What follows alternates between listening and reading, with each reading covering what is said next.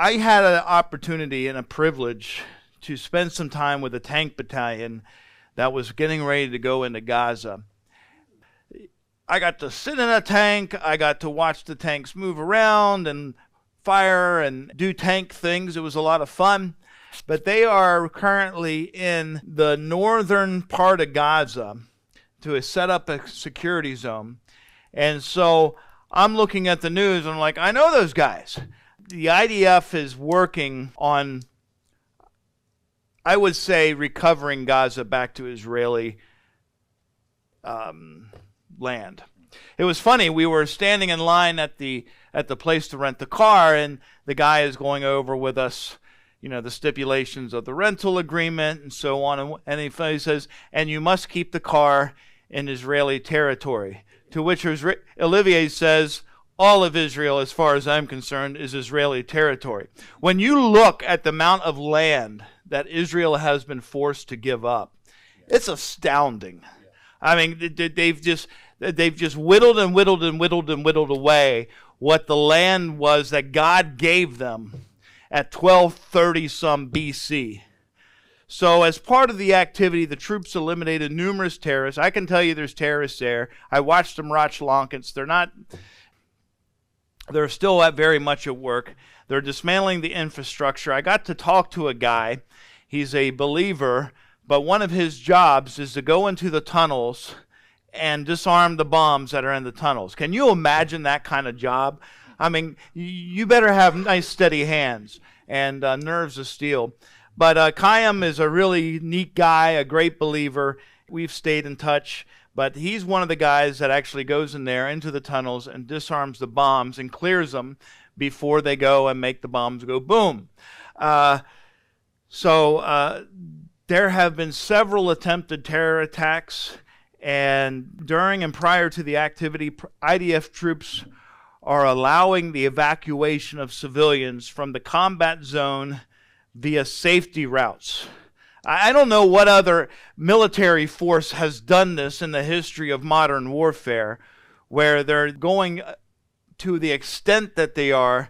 And so Hamas finally had to come out and change the numbers of what they were saying was civilian casualties to the correct number, which just kind of turned everything on its head as far as the fact that the vast majority of the people that have been killed in the Gaza war have been operatives, terrorist operatives.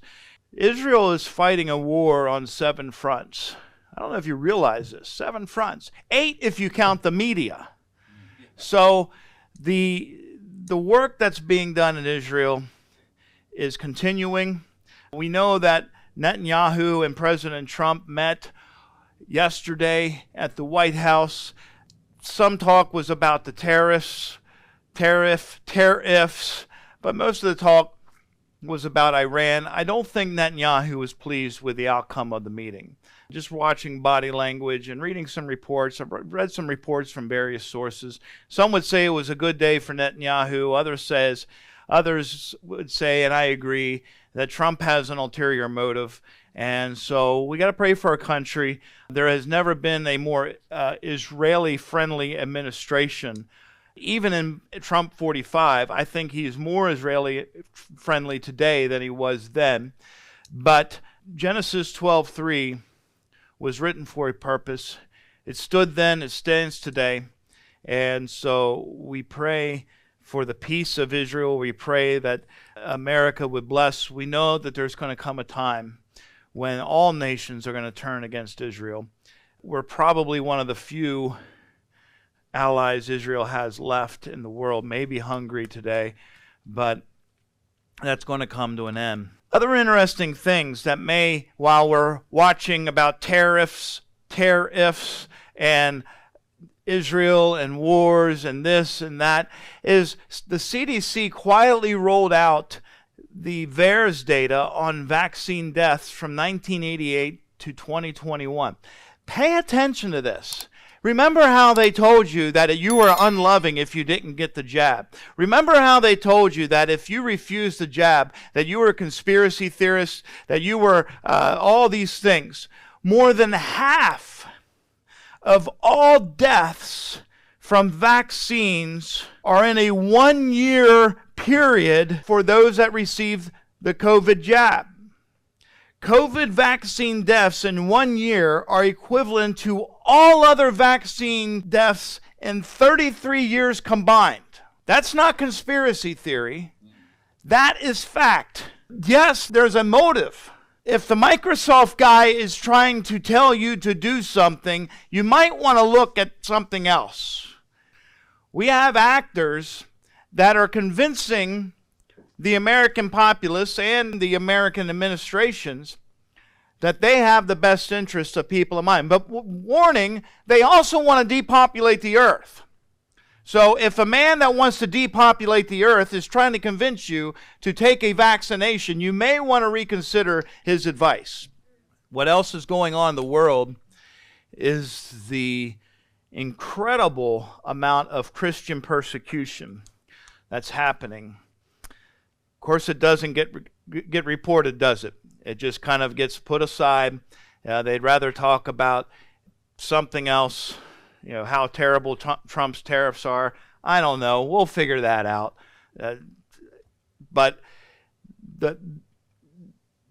in Syria, I was talking before I left for Israel, 17,000 Syrian Christians were martyred because of their faith. I used to tell you, there's a saying in the Islamic world, after Saturday comes Sunday. The persecution that's happening in Syria is on an unprecedented level. There are churches that are getting firebombed daily. There are Christians that are getting shot, killed, or worse daily. The back of this car says, "The time has come, O worshipers of the cross." This is from a Sunni jihadist that is standing in front of the church, and they're putting this on social media. The time has come, O worshipers of the cross. You look at what's happening in Europe. Friends, you're not going to find this on CNN, Fox, or any other news station. What's happening in Europe is a systematic takeover of the Western world. In Texas, I'm going to talk about this a little Sunday, since Olivier is from Texas. I figured it'd be a good time to rib him. In Texas, they are forming a Sharia law sanctuary city. They're establishing this city that's going to be operated under Sharia law just outside of Dallas, Texas. What's that? Ken Paxton is looking into this. But how many of the mayors in Great Britain are now Islamic? Nearly all major cities and villages in Great Britain are Islamic mayors. Yeah. That is not by accident. That is on purpose. And that is for the purpose after Saturday comes Sunday. Are we immune, or do you think we're immune here in America? Well, we're going to talk about that a little tonight. In Nigeria, over 52,250 Nigerian Christians have been brutally murdered over the last 14 years. 52,000 Christians. How many believers would stand up for their faith today if faced with such kind of persecution? I'm not saying we need to have a death wish, but I am saying Christian persecution is higher than ever. Anti-Semitism's on the rise, absolutely, but Christian persecution exceeds that anti-Semitism by exponential numbers. So we as a church, we're here in the safety of the United States. We have a duty to pray, to intercede, and to be seeking.